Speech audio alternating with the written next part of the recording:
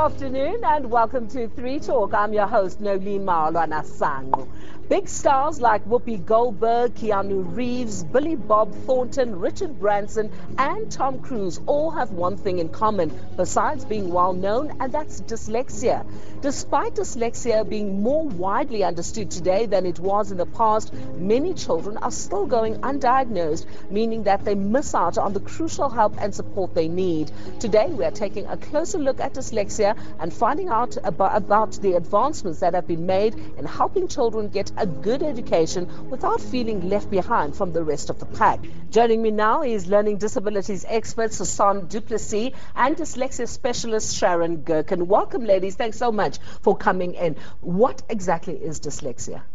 Dyslexia is basically a label assigned to children with severe reading difficulties. Despite a high IQ, usually they are very intelligent and can be very gifted in many other areas. And the other thing is also that they have had adequate opportunities, adequate schooling, so it can't be assigned to a low IQ or anything like that. I'm trying to imagine, Susan, take a grade 1 learner who's only starting, to kind of grasp the fundamentals of language, and there are 60 people in the class, and there is no way they're going to be able, as you were saying, no way are they going to be able to be pointed out because there's just too many teachers. So what happens to that child who's unable to understand an A or a B or a C or a D? What very often happens is that the teacher doesn't realize there's a problem, the parent doesn't realize there's a problem, and come grade 4 when the children must start writing exam, then you see that the child is really struggling because the child with a severe reading problem cannot really write exams and do well in exams. Well, so obviously, no, they very can't. Often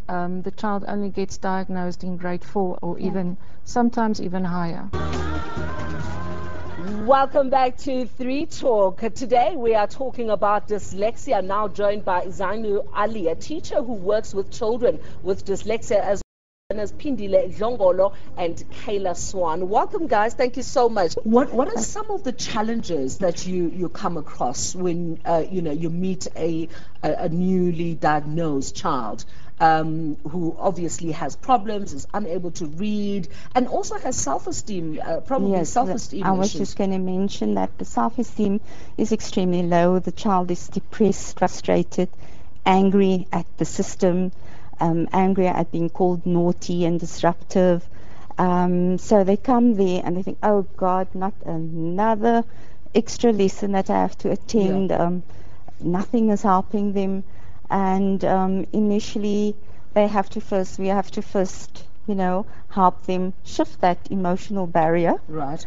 And with constant motivation, love and attention, and constantly telling them, you will do it, you're going to get it right. It's okay.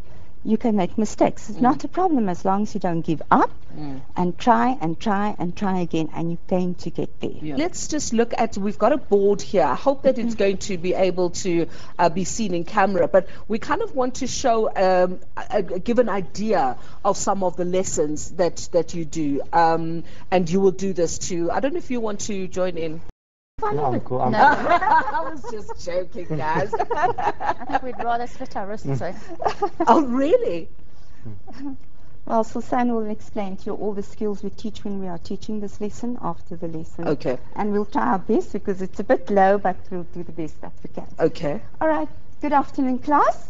Good afternoon, remember, miss. This is a welcome to the You May Make Mistakes class, okay? I'm going to show you a pattern of 12 blocks for 12 seconds. I'd like you to memorize that. So, are you ready? Yes. Okay. Focus.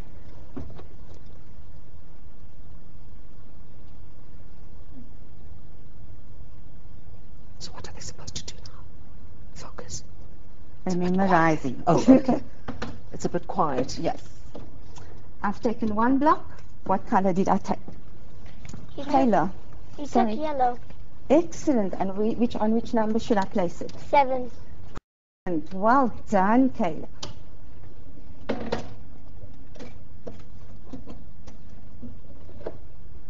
I've taken 2.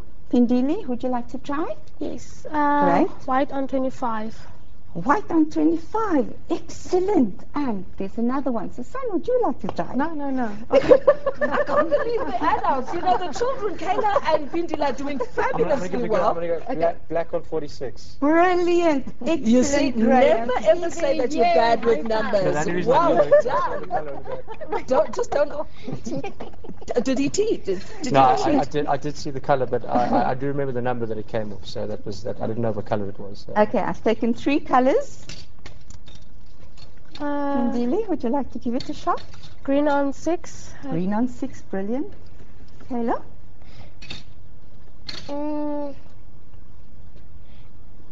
Green on 34. Oh, sorry. See, teachers also make mistakes. It was green on 34. You can stick your tongue out at her. That's why we call it the human make mistake. I think Teachers as well. I think we kind of get the idea. All right, Susan, what is this all about? Okay, basically what one first always needs to understand is that learning is a stratified process. In other words, you have to master one thing first before it becomes possible to master the next. It's like any sport. I mean, any sport that you want to do, if you want to learn to play ice hockey, you first need to learn to control the puck with a stick and to pass and to shoot. Now, it's the same with reading.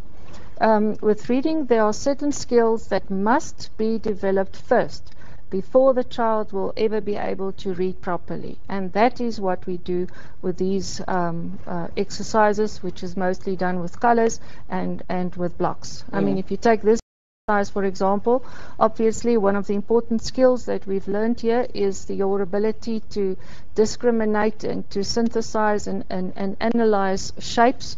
If you look at all your letters of the alphabet, every letter has got its own unique shape. A capital letter, a word has got a shape. So by improving the child's ability to interpret shapes, you actually working on his ability to interpret letters. And then another one that we are working on here, as you can see, we take away more and more blocks, and then we take all of them away. We worked on visual memory especially. And if you go and read, you'll find that many children with dyslexia or reading problems have problems with visual memory. So by every time they come to the class, as they improve, we do it with more and more and more blocks. You can go up to 20 blocks. There's no end, there's no limit. Welcome back to 3 Talk. What would you say are the definite no-nos in dealing with a child with dyslexia? Sanya? I would say never make the child feel inadequate.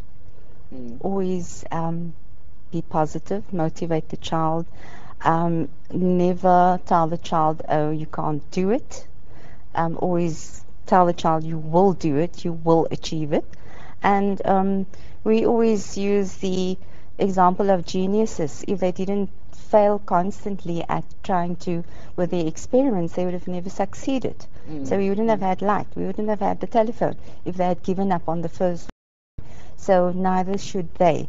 So those are the main no-nos, is never ever give up. You will get there. Sharon, when it comes to, so, you know, a child is getting all of the support at school, whether it's remedial or whether it is through your clinic or whatever. What are some of the things that the parents should be very aware that they shouldn't be doing once the child is at home? My biggest thing as a parent is believe your gut as a mother. If I had believed all the educational reports that came back on my children, my eldest son would be a dribbling idiot in a corner somewhere. You have to trust your gut. These children are highly intelligent. They're just caught in a world where they can't escape from. There are ways that we can teach them. They are able to learn. Suzanne's method, their concentration improves hugely. We as parents don't stop because you think that they've got something that they can't do. That just means that you as a parent have to work harder to find the answer. But definitely watch what these children eat. We incline to check us moving. Both of you, yes. We don't stop moving. Yeah. So we'll go for the sweet things and the sugars and the whatever. It's the last thing we need. These children, all of us are attention deficit. Those are the things we don't need. These parents really need to look at the diets of their children and really to not stop until you find an answer for your child. Even if it doesn't have dyslexia, if it's got some other form of learning disability, don't stop as a parent. Take it as a challenge and work to get that child through school.